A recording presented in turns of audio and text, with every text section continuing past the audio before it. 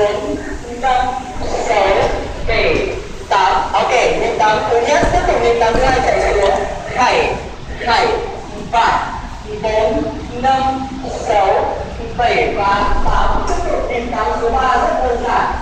Sang ngang chân trái, chật vào, sang ngang chân phải, chật vào, đến thẳng chân trái, chật về, đến thẳng chân phải, chật về. Nhịp 8 số 4 sẽ là đến chân trái, xoay 180 độ, tiếp tục đến chính cái chân đó, xoay lại 180 độ và sang ngang 5, 6, 7, từ đầu lên 1, 7 và 4, 5, 6, 7, linh hồn 7, 7 và 4 lên 5, 6, 7 và lần lên ngang, chậm, dọc,